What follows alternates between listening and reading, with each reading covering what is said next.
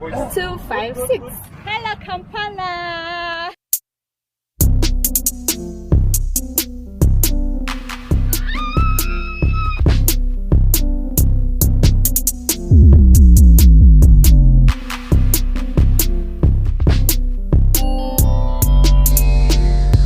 Welcome to Kampala, the capital city of Uganda.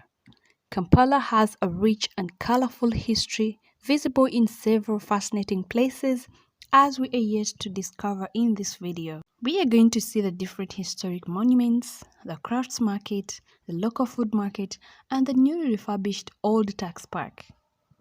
Hey guys! Hello, it's your girl, the international content creator here, BRANYTEDDY. So today tubatwala Kampala. Noza Kampala nyuma chirole eragenda nyuma misana.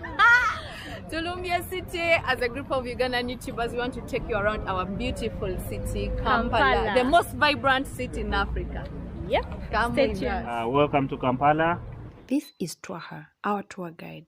Before taking us around, he gave us information on culture, historical, and contemporary heritage of Uganda.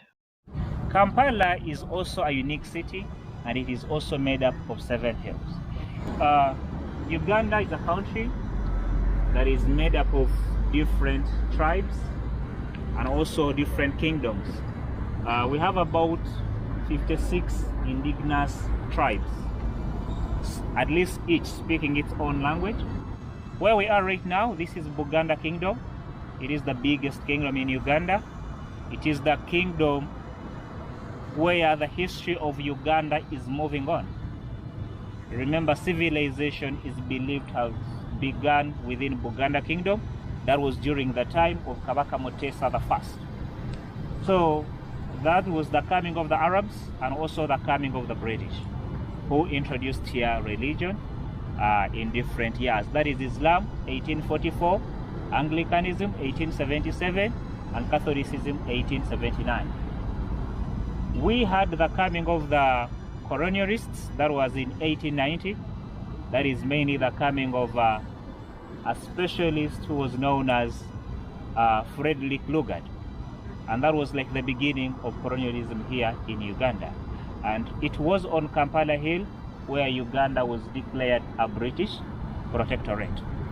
After the British declaring this nation as a colony, they started their colonization up to the date which was 9th October 1962, when this country became independent. Behind us here is something that represents the independence of this country, and that is the Independence Monument. When you look at it, it explains that Uganda was wrapped up with bandages of colonization not until 9th October 1962, when a newborn country was free from bandages of colonization. The statue is designed by a Kenyan sculptor.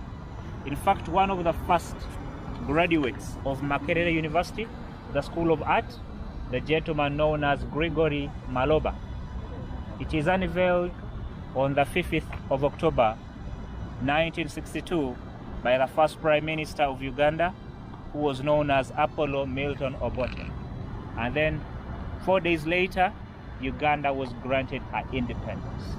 So what we see here is the Uganda before independence and the little kid, which is the Uganda after independence. We found this statue on all the paper notes.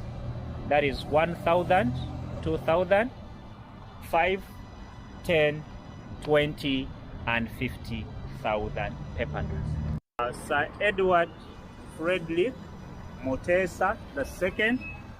Most people know him as King Freddy. A few Ugandans call him Kabaka Mutesa II. So this king is a Muganda, though he's dressed like a white, but he's black.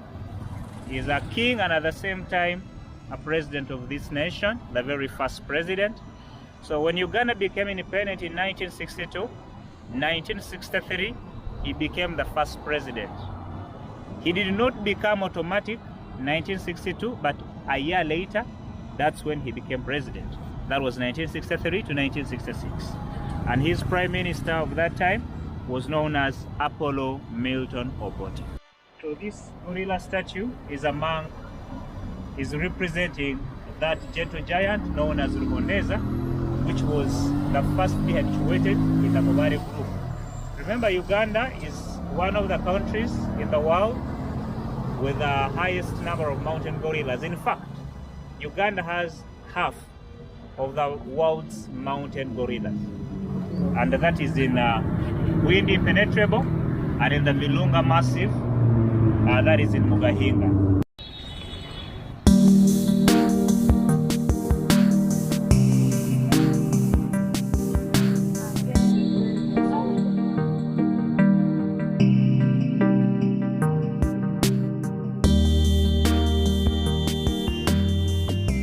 We are standing at the oldest monument in Uganda, and it is known as the World War Monument.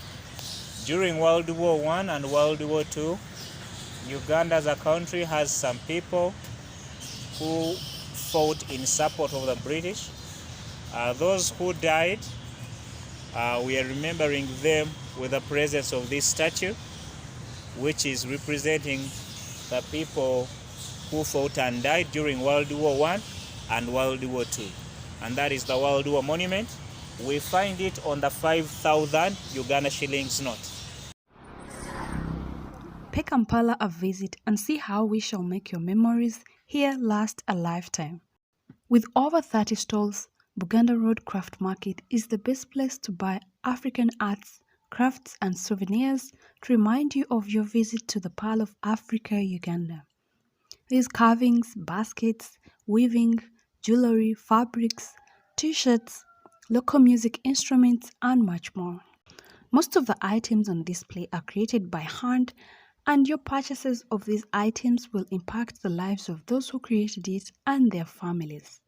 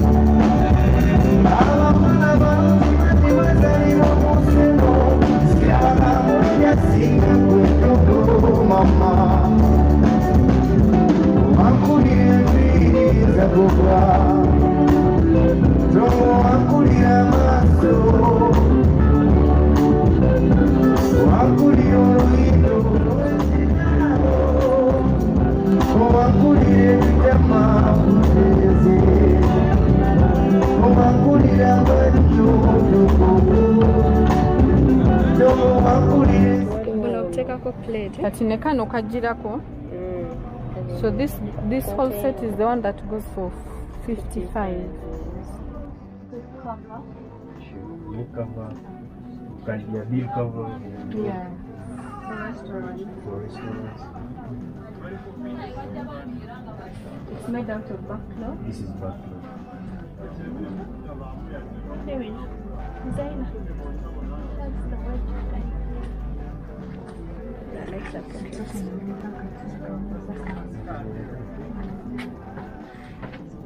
How much is this? Oh, it goes for 40K. 40, yes? 40,000. Oh! Whoa!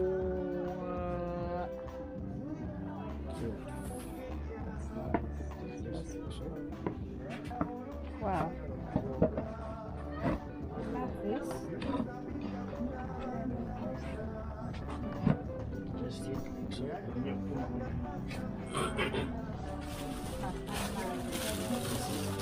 So you can even sit on it.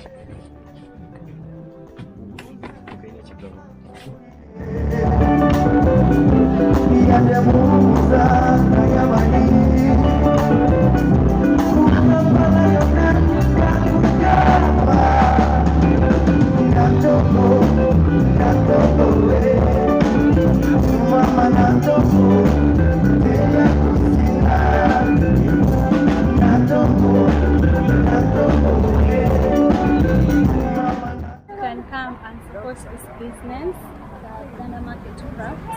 They have very beautiful crafts, as you can see. There's art, there's cultural things. There's drums, musical instruments, local musical instruments. There's lots of stuff. There's clothes, souvenirs of any kind, everything, table mats. You can get literally everything you want, but in the culture with the local.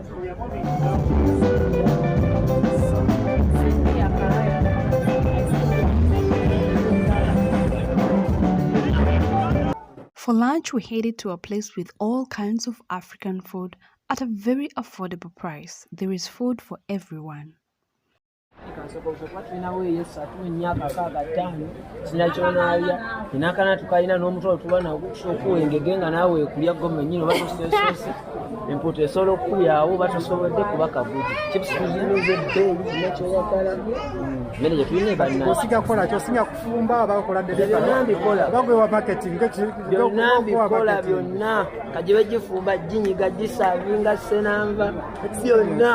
Abo katola beno tuli mu kinnamwandu ekyatumyayo kinnamwandu kuba munnange abakazi abaali babeerayo baali tebalina bulungi school fees aweerera baana okitegeera ne bawamba ebintu byabwe ne bugaba ne mutuyambe tuli bannamwandu kyebava batumayo kinnamwandu okitegeera ekitegeera wano wakaddewo bbanga wano naakajjawo mazeewo omwaka gumu gwokka tufumba buli kika ky'emmere waneeno n'omugoyo gubeerawo waneeno nze nfumba omugoyo ku sande sikufumba.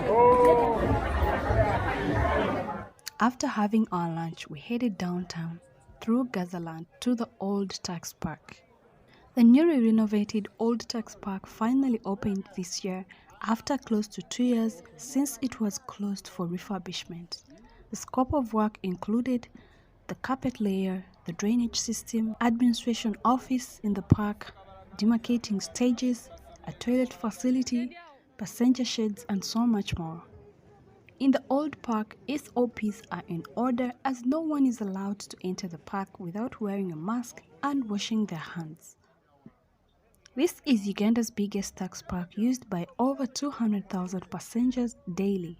The park now looks orderly and organized and clean. While a tax park might not sound interesting at first, the old tax park has become one of Uganda's most popular and free tourist attractions, as visitors come not just for transportation, but to witness the seemingly chaotic, yet somehow functional scene, as the thousands of drivers in their white vans navigate the congested spot. Vendors pave through the maze of vehicles, selling snacks and refreshments to drivers and passengers. Bro, we have gotten to use that taxi after like 14 months, man. It's crazy, man.